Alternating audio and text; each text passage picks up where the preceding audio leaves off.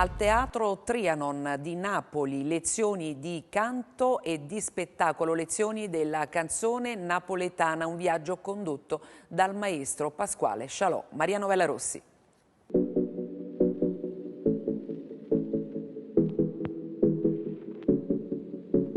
Scianima Mergellina, non ne parla mai più. E 5 la mattina, it's me and you. La rosa e 5 spine, 6 mesi senza te. La botta in tuo cuore, tu ti scordate di me. Il Teatro Trianon è noto per la canzone napoletana. Sorge nel cuore di Forcella, uno dei quartieri partenopei considerati difficili.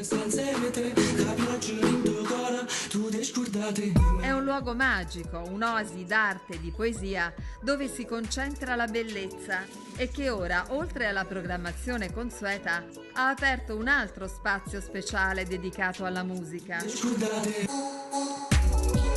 Non solo si canta e si suona, ma si studia la tradizione storica di uno dei generi musicali più conosciuti al mondo con un metodo fuori dall'ordinario. Scianima Marcelli, non ne parla mai più, e 5 la mattina, it's me and you. La rosa e 100 spine, 6 mesi senza te, la botta in tuo cuore, tu ti scordate me. Questo corso come si svolge? Dunque, è una lezione concerto, quindi alterniamo una parte didattica, quindi io racconto brani di storia della canzone in rapporto anche a contesti storico-sociali, antropologici, eccetera, e poi inframmezzati da interventi musicali, quindi c'è un'alternanza tra parlato, cantato e anche un po' di proiezioni, slide per esempio che ricostruiscono alcuni ambienti storici, personaggi, frontespizi dispartiti. Pasquale Scialò, musicologo, è l'ideatore di questo viaggio affascinante nel patrimonio musicale napoletano, dedicato ai suoi studenti, ma anche a studiosi, curiosi e appassionati. Questi incontri davvero ci hanno fatto capire il reale significato.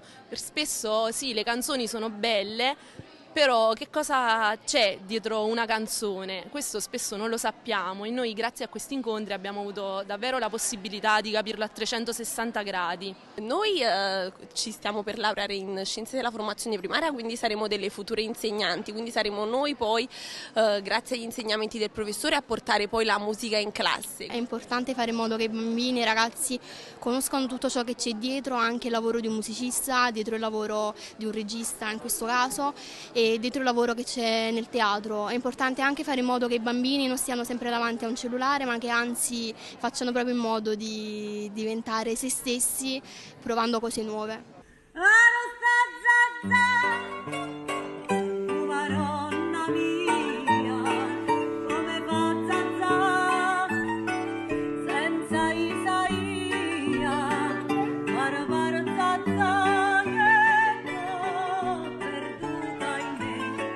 Per esempio un brano che si chiama Zazà, che forse tutti noi conosciamo, Dove sta Zazà, e che Zazà è un simbolo, è una figura femminile simbolo, diciamo, anche del disorientamento, della guerra, e anche un urlo per liberatorio.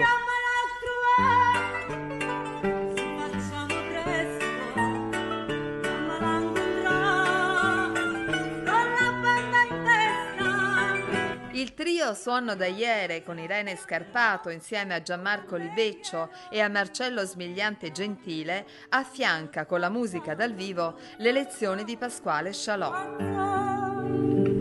Io sono felicissima di questo progetto. Questo progetto finalmente uscirà fuori dall'Italia, è già successo, già suoniamo in Europa, ma l'obiettivo è proprio quello di riportare la canzone napoletana fatta da 3 giovani, però in giro per il mondo. Prima era questo che succedeva, cioè la canzone napoletana viaggiava oltreoceano.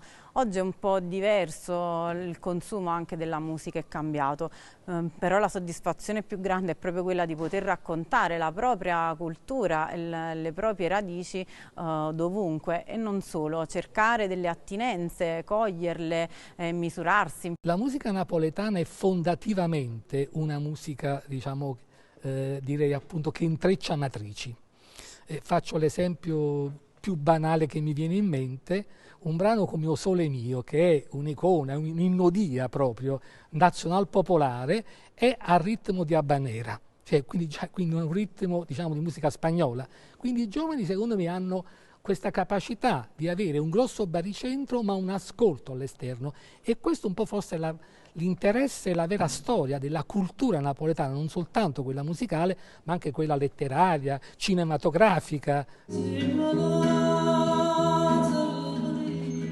Maledina ma non si dice, musicante senza permessi ci guardare, e che spade sotto le casce non si sente più una tole male, o volte santa miele, ti avete l'interno, sapete che per noi si malazzare